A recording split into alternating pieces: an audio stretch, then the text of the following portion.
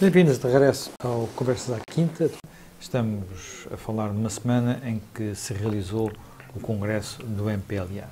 É um congresso importante, porque foi o congresso em que formalmente acabou a era José Eduardo dos Santos. José Eduardo dos Santos já tinha saído da presidência, substituído por João Lourenço. Nós já aqui tínhamos discutido quem era João Lourenço e o que poderíamos esperar de João Lourenço, mas havia ainda a questão de o poder que, para todos os efeitos, se mantinha com a sua presença como presidente do MPLA. Esse tempo agora acabou e é também já há um tempo para poder avaliar a forma como João Lourenço tem exercido a presidência de Angola, o que tem ou não tem mudado em Angola e até que ponto é que as mudanças que ocorreram neste congresso refletem isso. Na sua perspectiva, Jaime Nogueira Pinto, João Lourenço tem de facto marcado uma ruptura com... É muito interessante porque, curiosamente, o lema seguido em Angola e o lema, enfim, oficial e que tem sido é a evolução na continuidade, aliás, um bocado uma réplica, enfim, aqui da transição portuguesa, do Dr. Salazar para o Dr. Marcelo Caetano. Foi a evolução na continuidade. Mas eu acho que o que é muito interessante é que o João Lourenço acaba por fazer uma ruptura na continuidade. Porque praticamente estamos agora... Isso começou, de certo modo, logo durante a campanha eleitoral, a partir do momento que ele foi designado como candidato do MPLA, viu-se aí que já havia certos aspectos de diferença na linguagem, enfim, no modo até de estar, etc. Mas não há dúvida que ele, neste ano, e num exercício que era bastante difícil, porque se atendermos às circunstâncias em que chega ao poder, o Presidente Eduardo Santos teve quase 40 anos no poder, portanto isso significa uma continuidade destas, significa que, por exemplo, praticamente todo o pessoal político do país, todas as pessoas que contam alguma coisa no país, estiveram trabalharam com, estiveram próximos, não é?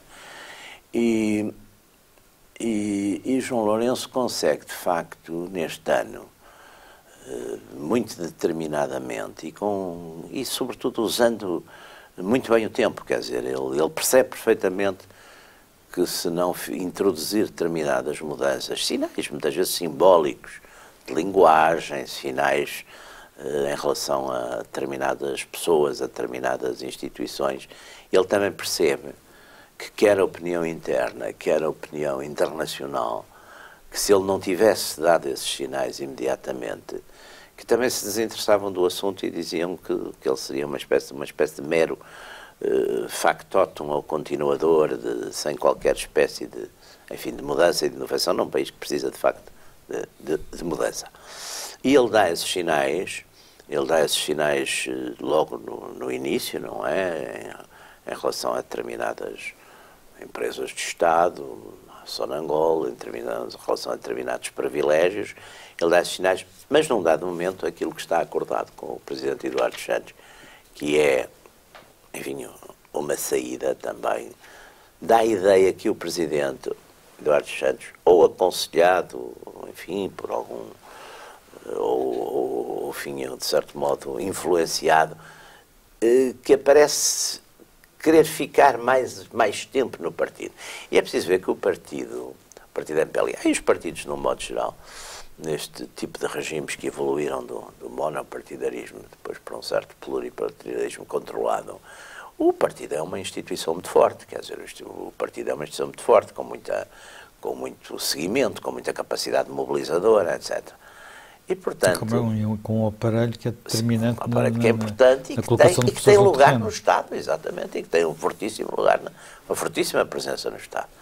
E, portanto, era importante, de facto, que houvesse esta classificação, e ela estava mais ou menos acordada. Quando o Presidente Eduardo Santos, numa das... Como é que é a relação, digamos, nessa estrutura de poder entre o partido e as Forças Armadas, que no fundo são as duas grandes...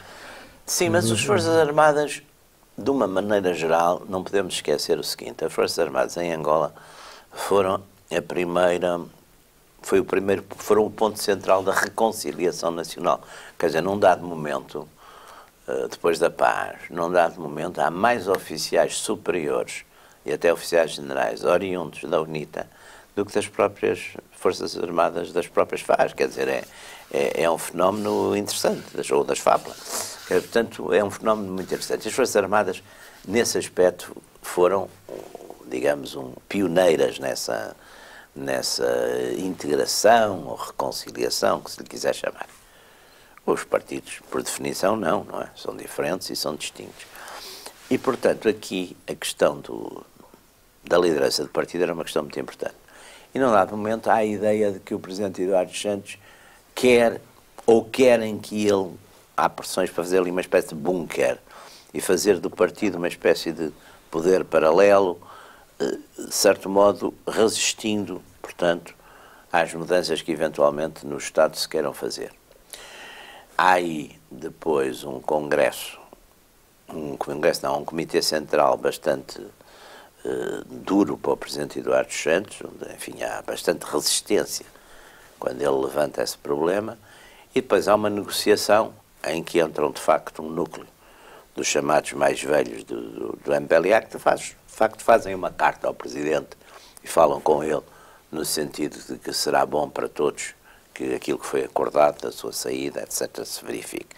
E daí resulta a marcação deste Congresso Extraordinário de 8 de setembro, que tinha essencialmente como tema, não é, a saída do Presidente Eduardo Santos e a sua substituição por João Lourenço. Só que, curiosamente, passam-se mais algumas coisas e João Lourenço, de um modo interessante e discreto, e subtil, primeiro introduz um aspecto que é interessante no seu discurso, que é os grandes inimigos. Os grandes inimigos não são entidades pessoais ou personalizadas, mas são fenómenos, enfim, que as pessoas em Angola, sobretudo os cidadãos comuns, de certo modo são vítimas deles e abominam, não é? Portanto, a corrupção, o nepotismo, a impunidade e a bajulação, que são os elementos que ele fala, digamos, como esses grandes.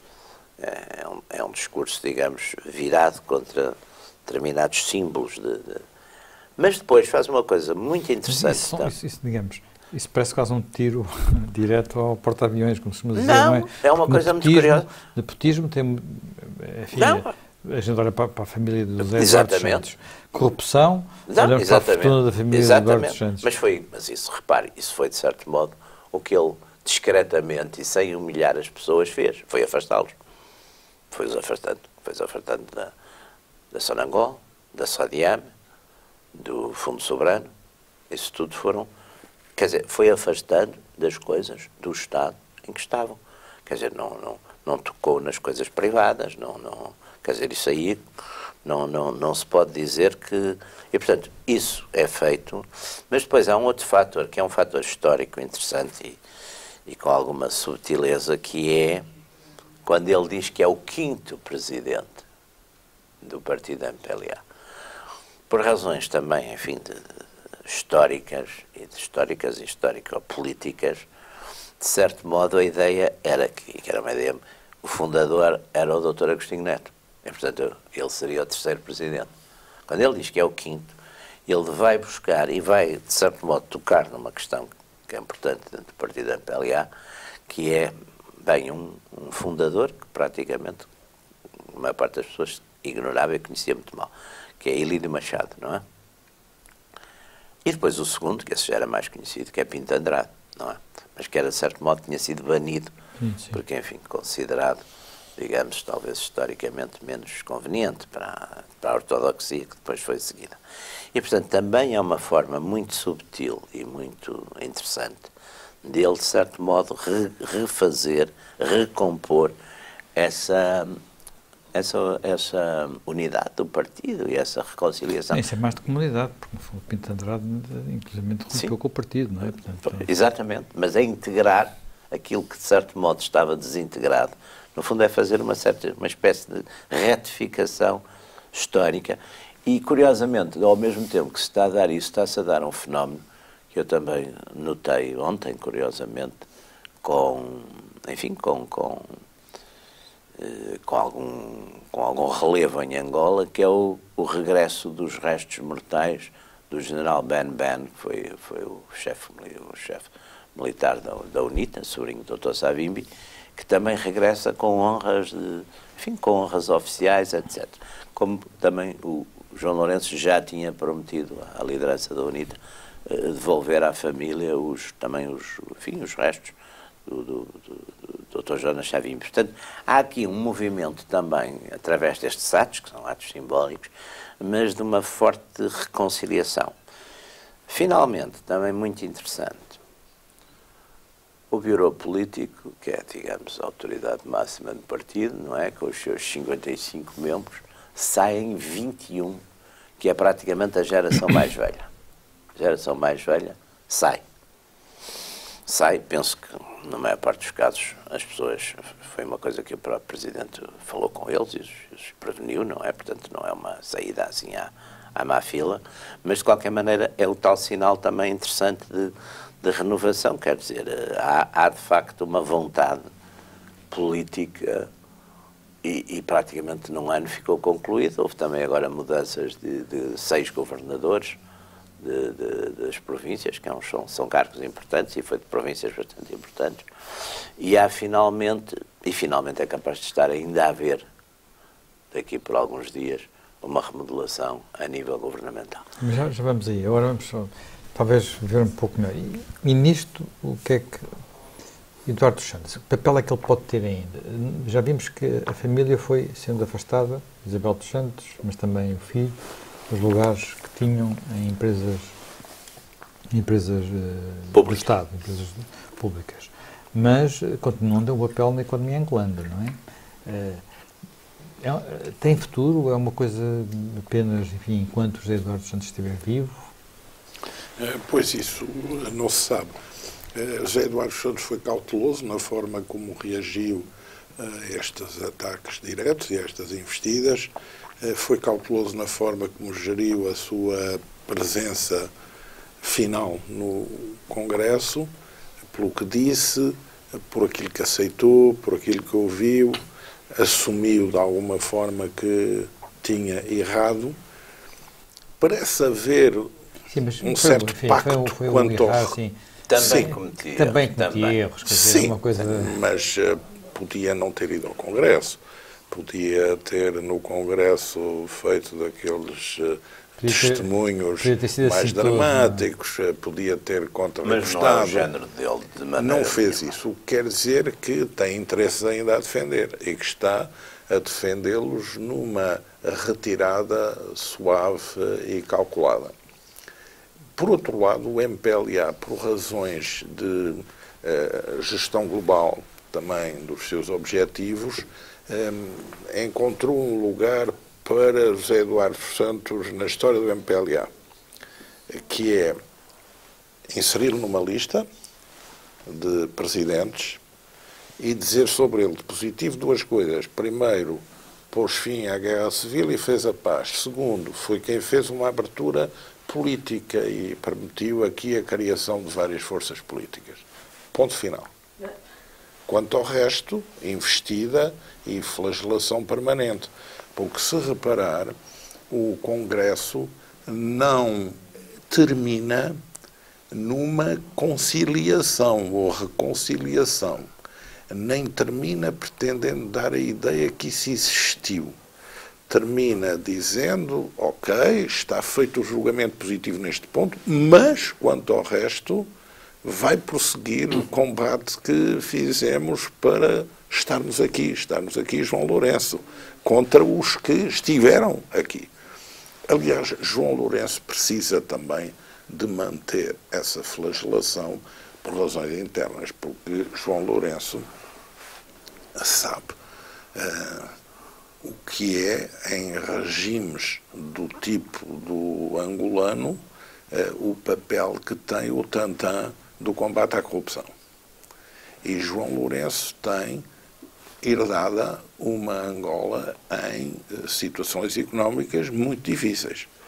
Porque desde 2014, com a alteração dos preços do petróleo, a Angola tem perdido rendimentos, A Angola, ainda por cima, para a campanha eleitoral que elegeu Lourenço, abriu os cordões à Bolsa e endividou-se mais, e, portanto, Lourenço está agora a ter que pagar a fatura de toda a crise anterior e também de algum contributo que na campanha eleitoral houve para agravar esses scores.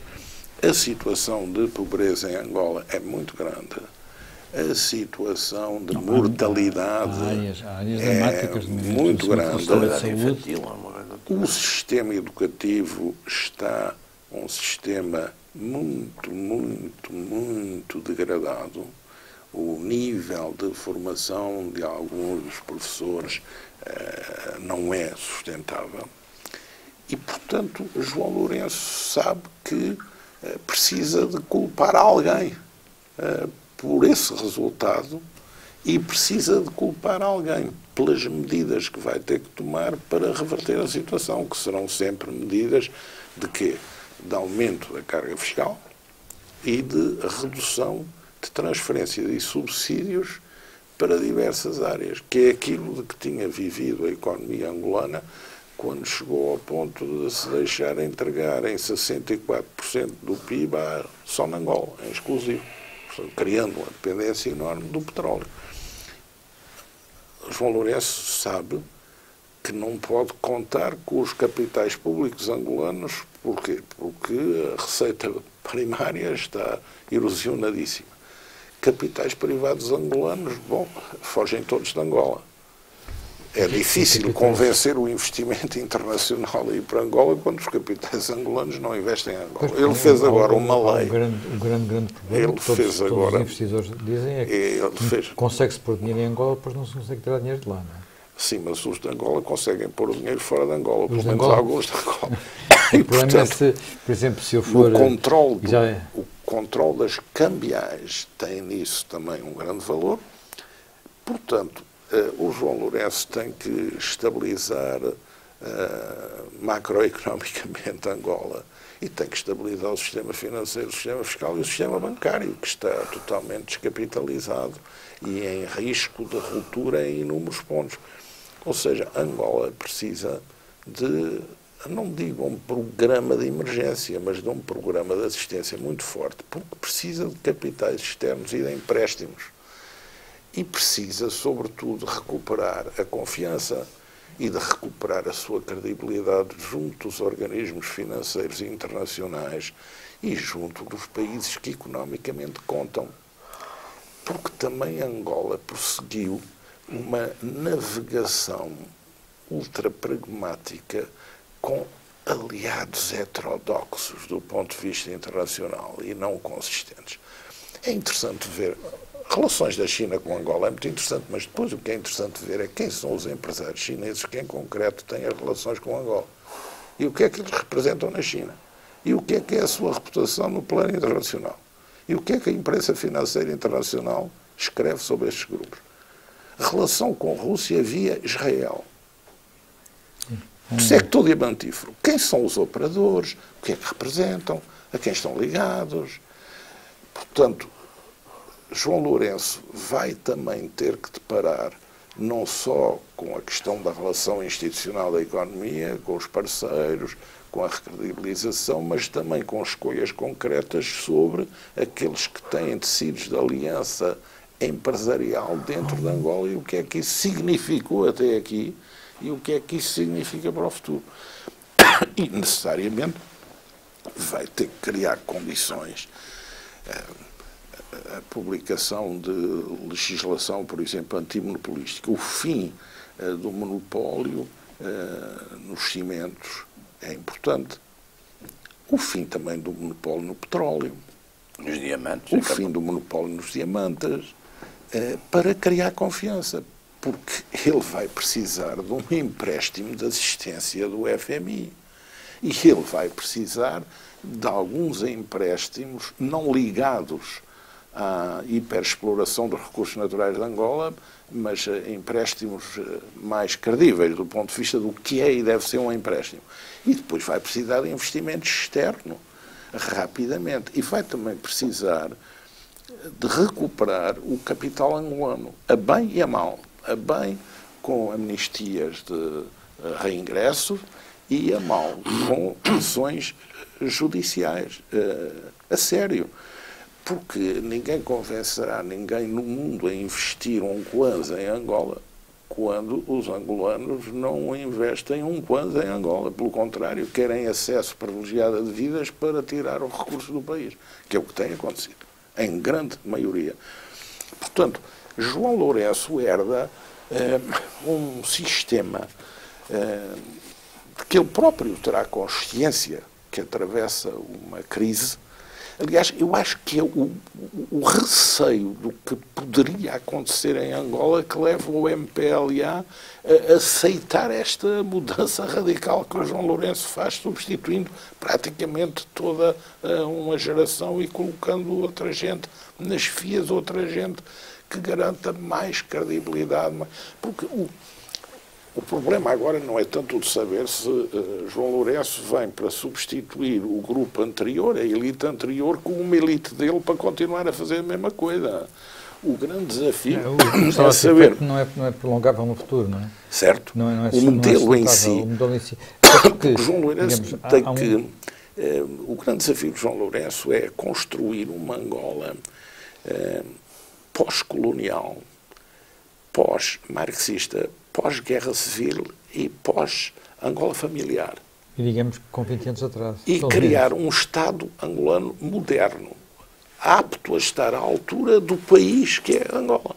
E de dar uma resposta. Por outro lado, Angola tem uma ameaça terrível, que é a desestabilização na República Democrática do Congo, e o que isso pode significar de uma invasão de refugiados em Angola. Mas já lá vamos. Antes disso, só um ponto. Angola, nós falamos muito de Angola, mas Angola, até que ponto é que Angola hoje é Luanda?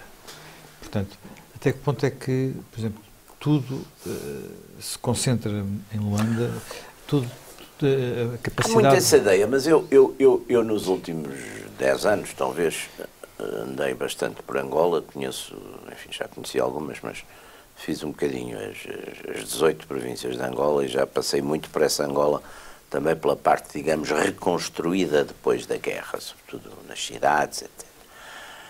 Essa ideia de facto, Luanda concentra imensa gente e tudo isso, mas há centros que foram sempre muito importantes na vida angolana e que retomaram essa importância. Por exemplo, aquela zona toda ali do Benguela, Lubito, é uma zona muito importante. Mas aí tem um porto, não é? Portanto, há uma... a importância de um porto e de uma terminal. A Huila e a capital da Huila, portanto a antiga Sá da Bandeira, agora chamada Lubango, também é uma cidade muito aprazível e com uma folga. Mas aí precisava de uma o Ambo precisava de uma recuperação agrícola e de sim, o Ambo também é uma...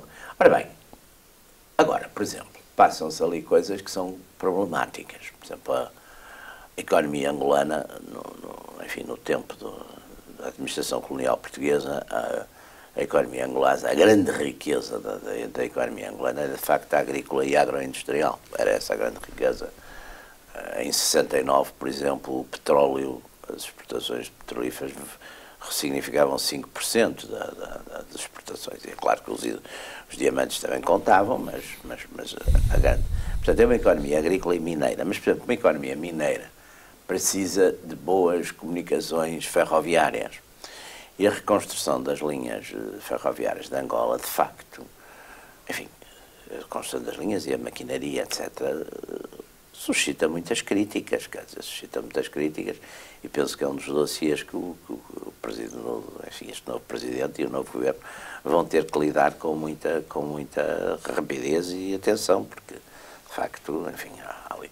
As próprias estradas também que foram, em grande parte, reabilitadas e reconstruídas, mas algumas já se deterioraram outra vez. Quer dizer, há fenómenos ali que são muito urgentes e que tem sido, digamos, uma prioridade, mas já isso ainda no tempo do Presidente Eduardo Santos, já depois do fim da guerra, uma das prioridades tem sempre aparecido, e sobretudo a partir de 2014 e da quebra do preço do petróleo, é a necessidade urgentíssima de reconverter a economia. Mas claro que essas reconversões da economia demoram e, por exemplo, a questão da agricultura não é a questão a agricultura é uma questão que é de facto difícil, porque há muita legislação e há muita coisa que, enfim, de outros tempos e dos tempos do regime monopartidário, que também dificultam essas coisas, e portanto é preciso também agricultores, é preciso investimento, é preciso uma quantidade enorme de coisas. É porque uma das condições essenciais era que é preciso calma e paz para poder ter Claro, as pessoas lá a trabalhar. Isso já, é? Porque ao contrário de muitos sítios ali em África, nesse aspecto, Angola, eu costumo sempre dizer que para mim, curiosamente, a guerra civil acelerou a construção, já não digo do Estado, até a construção da nação, porque destribalizou à força. Quer dizer, a guerra civil, forçando, teve dois fenómenos que tiveram, enfim, essa aceleração da destribalização. Um foi, de facto, a fuga de muita gente para as cidades, não é? Portanto, o campo, como é normal neste tipo de coisas, o campo, as populações no campo, o campo é mais inseguro que as cidades, portanto, as populações vêm para as cidades, é uma espécie de urbanização caótica e periférica à força, mas acontece. E segundo, um outro fenómeno talvez menos notado, mas também é muito interessante. Como foi uma guerra civil em que quer as tropas do governo, quer as tropas da guerrilha, da UNITA, muitas vezes já unidades praticamente regulares, também circularam pelo país todo. Essa circulação pelo país levou-os, por exemplo, a ter filhos por toda a parte, quer dizer, portanto, há uma mistura das etnias, se quisermos pôr as coisas, e há também uma circulação pelo país que, de facto, retira o que continua a ser, digamos, um flagelo africano, e olha, por exemplo, na própria RDC é um dos flagelos, que é essa lealdade tribal, esse tribalismo, sobrepor-se às lealdades nacionais. Quer dizer, Angola, nesse aspecto, acelerou a construção do Estado e acelerou a construção do Estado e até a construção da nação, se quiser pôr a coisa numa forma mais avançada. Agora, é evidente que, e há outro aspecto que eu acho que temos que olhar para ele com atenção e, sobretudo, enfim, os poderes deste mundo têm que olhar para ele com atenção, que é que Angola tem um fator de unidade e estabilidade, por exemplo, no ponto de vista militar e securitário, que é muito importante, porque estamos numa região onde a RDC é caótica há muitos anos, quer dizer, Mobutu podia ter muitos defeitos, mas melhor ou pior manteve aquilo mais ou menos unido durante os anos que esteve no poder. Hoje em dia é um país altamente fragmentado e não sei se isso não vai continuar, porque embora, enfim, parece que vão ser cumpridas as promessas de eleições, mas já foram proibidos de concorrer vários dos principais candidatos, portanto isso vai causar perturbação. E tem zonas ali no Kivu e noutros sítios que são zonas dominadas por senhores da guerra, zonas completamente sem ordem nem lei. A África do Sul vai viver um ciclo também, penso eu, muito complicado, porque esta lei da expropriação das terras, da expropriação sem indemnização, que foi agora votada no Parlamento, vai causar enormes resistências e não só jurídicas, vai causar uma tensão enorme dentro das comunidades, digamos, dentro da comunidade branca e o ANC. Outros países da região não têm grande peso militar. Portanto, Angola é um dos poucos países daquela zona, daquela região, que tem forças armadas, enfim, unidas, competentes, disciplinadas, e que pode ser um fator de estabilidade ali, até porque está, no fundo, a sul, mas ainda Sim, mas, na zona do Golfo. Voltando talvez ao primeiro que já me estava a colocar, pode ser um fator de estabilidade, mas está no olho do furacão.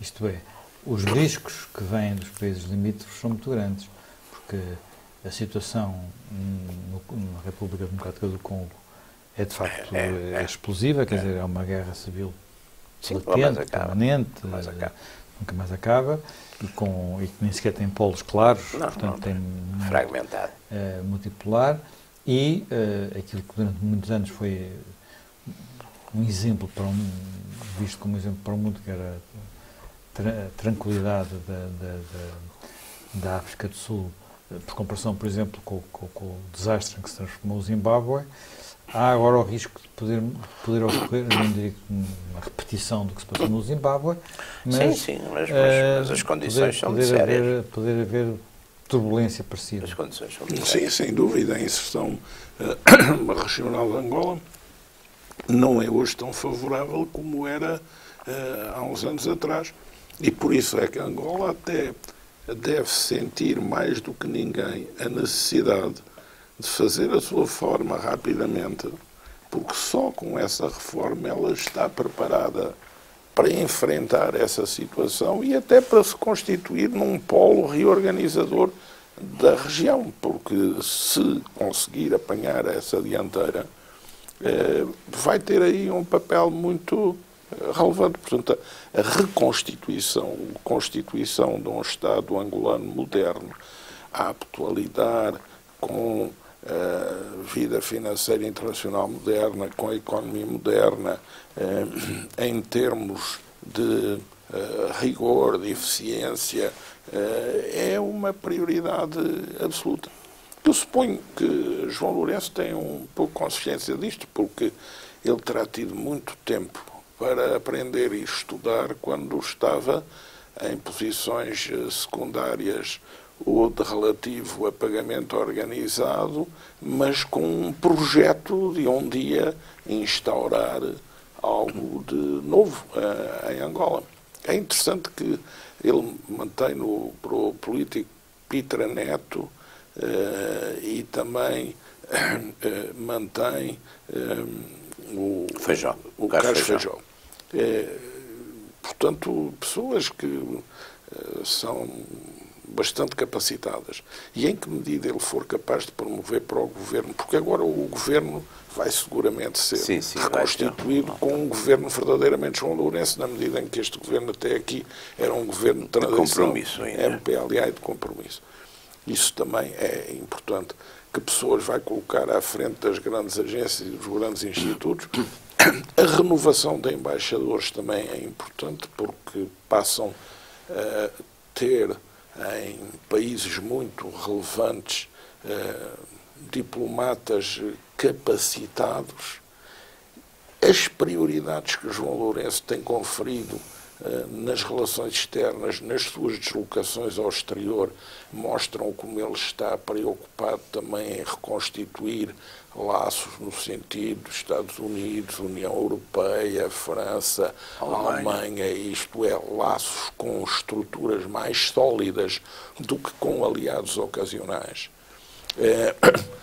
Ele, digamos, também analisará como o Brasil, a África do Sul, hoje são, digamos, potências emergentes bastante diferentes e mais enfraquecidas do que aquilo que eram há anos atrás.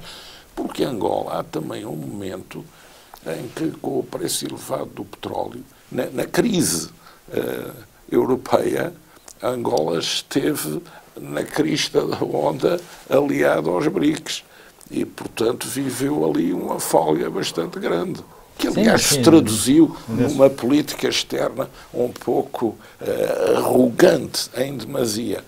Mas hoje as coisas deram uma volta grande e, portanto, Angola hoje está de um lado em que tem que fazer o seu ajustamento financeiro, económico e também político e diplomático. O dinheiro que havia na altura permitia resolver as coisas pelas obras públicas, quase, não é? Claro, sim.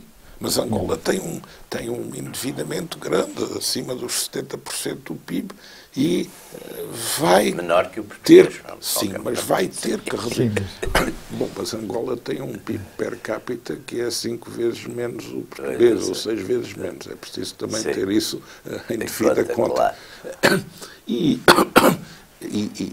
praticamente em 2016 teve um crescimento negativo e em 2017 vai ter um crescimento muito pequeno, 0,6, 0,7. E há ali um problema na questão petrolífera que é uma não diversificação da economia e com a dependência do petróleo, Angola está, digamos, num trend que não é o mais promissor se não toma as medidas que tem que tomar. Cada dia que passa a não tomada de medidas vai ter um custo para Angola brutal. Veja, Angola foi obrigada a desvalorizar acima de 40% o Kwanza. Isso significa redução de importações, isso significa redução de consumos.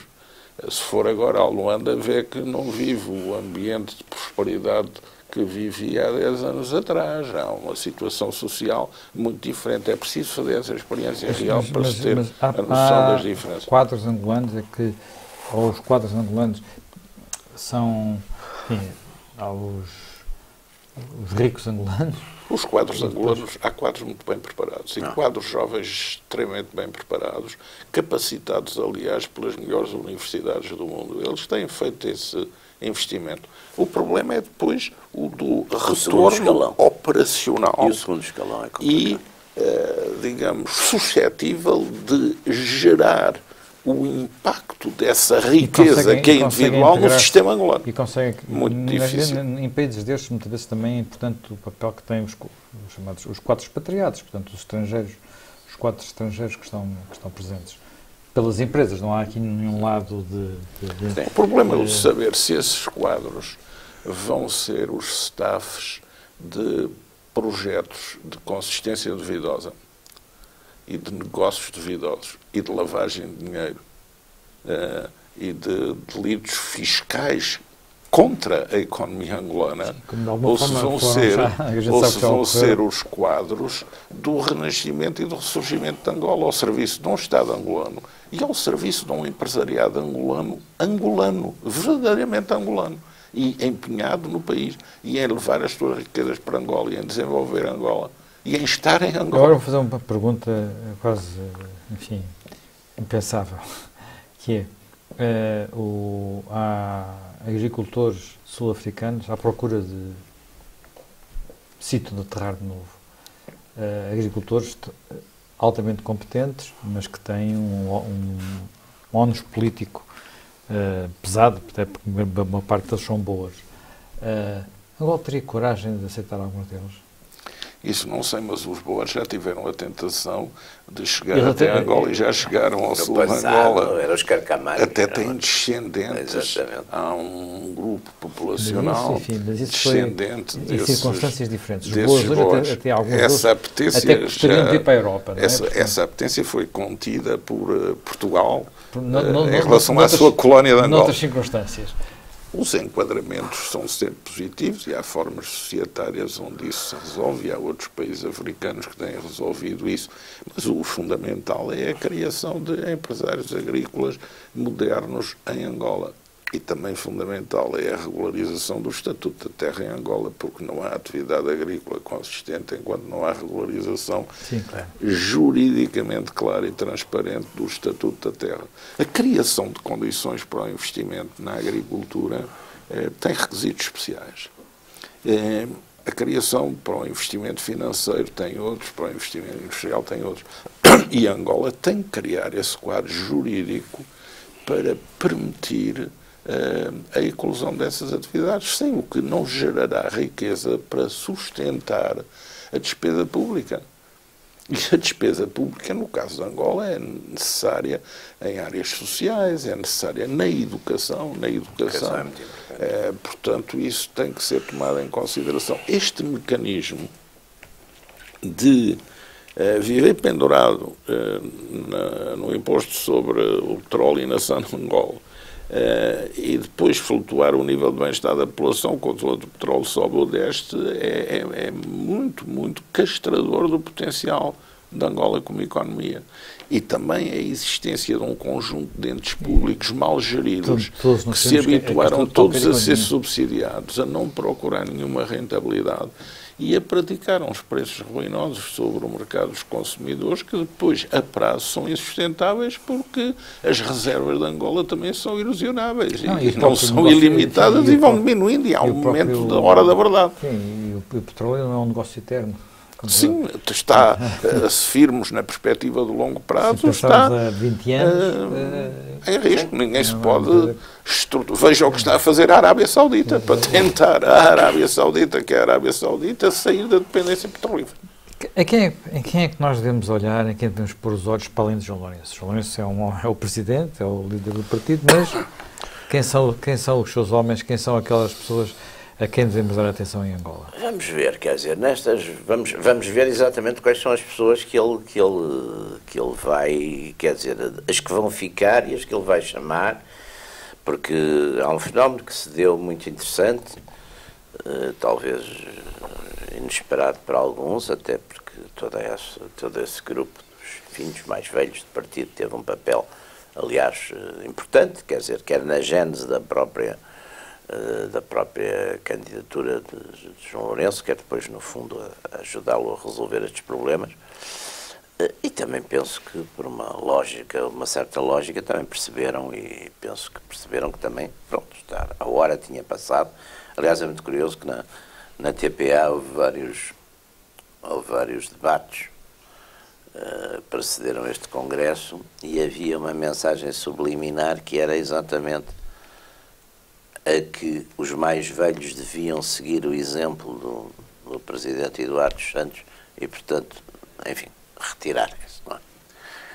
Bom, há ali figuras, vamos ver, a Angola não tem dificuldade de quadros políticos, quer dizer, eu enfim, conheço relativamente bem quadros políticos, quer da oposição, quer do poder, e há gente com perfeitíssima capacidade para, enfim, para ter a noção já falámos há bocadinho, falávamos, por exemplo, ali de Pietra Neto, mas há outros, quer dizer, há ali muitos, o próprio vice-presidente Bonito, Pietra Neto, há ali uma série de quadros. Os mais velhos, nos mais velhos, sem dúvida, os mais velhos agora, de certo modo, afastaram-se ou foram afastados, portanto vai haver aí, mas aí vamos ver com muita atenção estas figuras que vão surgir agora, por exemplo, na remodelação governamental. Vamos ver depois o núcleo. Eu penso que João Lourenço está a fazer uma política também de ter um núcleo de colaboradores próximo. Ele já tinha feito isso logo de início. Tem um núcleo de colaboradores próximos, uma espécie de aquilo que nos Estados Unidos é o National Security Council, que não direi que dobra ao governo, mas é uma espécie de gabinete mais próximo, onde há várias pessoas que se ocupam, uns dos negócios estrangeiros, outros da comunicação, e esse grupo está ali, está mais próximo, não é? E é uma espécie de grupo, enfim, de confiança. Mas, normalmente, esses núcleos de confiança não são depois propriamente as figuras que aparecem, não é? À frente dos grandes departamentos do Estado. Portanto, enfim, vamos estar atentos, porque exatamente é um momento enfim, de remodelação, chamemos-lhe assim, e pelo menos nos próximos anos, com certeza que o diretor do jogo vai ser exatamente o presidente João Lourenço, e, portanto, as pessoas que forem ter protagonismo são as pessoas que ele for agora a escolher, não é? Portanto, estamos exatamente num período em que vão ser reveladas novas figuras, e outras, já sabemos, as que estão a apagar-se ou a sair, e vamos ter novas figuras. Portanto, isso é um momento em que será essa a seleção. Não há dúvida que, por exemplo, eu penso que, embora de um modo discreto, Manuel Vicente continuará a ser uma pessoa bastante importante, não é?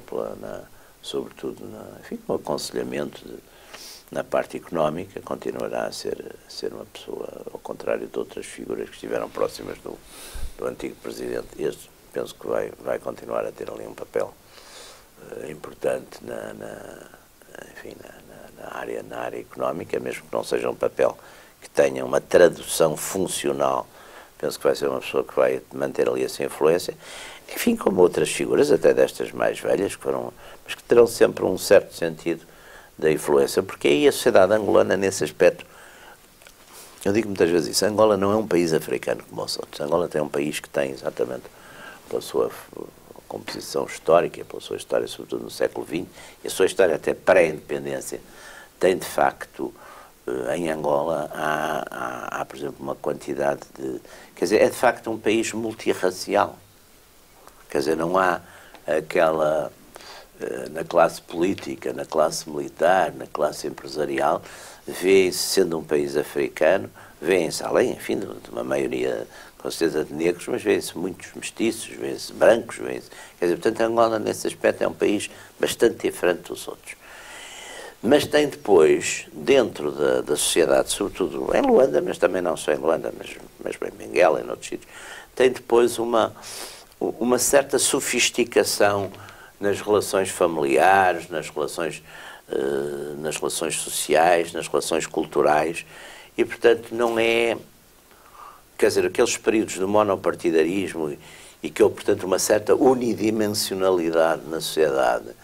Esse período foi muito contrário ao modo de ser ali. Portanto, ali mesmo entre figuras e dirigentes que são uns da oposição e outros dos partidos do poder, há depois um certo convívio, uma certa confraternização, nesse aspecto é uma sociedade muito... Depois há também outra coisa que é muito importante em Angola, que é o sentido do humor da população, aliás, que eu penso que é o que também os ajuda a suportar todos estes sofrimentos e maus momentos. Portanto, há ali fatores muito interessantes, muito importantes e que tornam, e aliás, João Lourenço também no seu discurso, que curiosamente, ao contrário destes discursos, normalmente nestas coisas partidárias, que são discursos longuíssimos e foi um discurso curto, foi um discurso de 20 e poucos minutos, também chamou a atenção para uma coisa, que o partido tinha que estar atento à sociedade civil e tinha que traduzir, enfim, as preocupações e as pressões e as queixas também da sociedade civil, o que não é muito um discurso que, enfim, que seja muito este tipo de partidos monopartidários, portanto, mas calha bem. Em Angola, por exemplo, houve uma guerra civil duríssima, mas não há massacres étnicos. Não há massacres étnicos. Apesar de ter havido alguma base étnica, não havia base étnica nos partidos, alguma base étnica, com certeza que havia, mas não há massacres étnicos. É uma coisa que não há, quer dizer, dentro de... Fazem-se prisioneiros, quer dizer, há coisas que nesse aspecto são diferentes. E, portanto, neste momento, eu acho que o Presidente João Lourenço também está atento a tentar traduzir isso institucionalmente, quer dizer. Depois as igrejas têm bastantes igrejas cristãs, sobretudo a Igreja Católica, mas têm bastante influência também na sociedade. Portanto, há ali fatores de civilização e de ponderação que são muito importantes, e claro que foram um bocado obnubilados pelos fenómenos, primeiro da Guerra Civil e depois da ideia que houve, e com muita justificação, de facto, de privilégios, de corrupção, de favoritismo. Só para terminar, porque nós já estamos no plano do prazo, liberdade, vai haver mais liberdade, está a haver mais liberdade, vai haver mais liberdade, vai haver mais pluralismo, vai aproximar-nos mais do modelo que nós temos. Na imprensa, em geral, há sinais de uma descompressão. Não há novos títulos, nem novas rádios, nem novas televisões, mas o existente tem atuado, digamos, com uma respiração melhor. Sim, mas é verdade, mas a imprensa tem uma penetração bastante limitada. Mas eu, quando digo aqui imprensa, queria dizer também rádios e televisão. Tem havido uma maior abertura. Bom, isso em si mesmo é positivo. Se vai durar, se não vai, se vai ter sequência, veremos. Há um outro ponto para o qual eu gostava de chamar a atenção, é a necessidade das forças políticas angolanas se ajustarem à nova situação. As forças políticas da oposição angolana. E isso parece-me que ainda não começou a acontecer. UNITA, CASAM, FNLA, ainda estão muito no contexto do período do presidente anterior. E não produziram ainda mensagens, nem imagem, nem lideranças, porventura mais adequadas para a situação presente. Portanto, o terremoto MPLA deveria, quanto a mim, ser acompanhado por terremotos nas forças da oposição, para também se modernizarem um pouco e estarem à altura deste novo desafio. E isso ainda não aconteceu. Porque a oposição é necessária. Aliás, o próprio Presidente tem consciência de que muita da razoabilidade deste percurso carece em certos momentos para vencer resistências internas de uma contestação fora do próprio MPLA e de um compromisso fora do próprio MPLA. E isso também precisa de protagonistas que estejam à altura disso e que sejam capazes de dar uma grande entrevista, fazer uma grande intervenção, escrever um livro, propor para o futuro e não gerirem aquelas pequenas casas que, de certa forma, se habituaram a viver numa situação má, mas que se habituaram a viver na situação má. Parte do bolo e pronto. Certo. Bem, por hoje terminamos, reencontramos dentro de uma semana.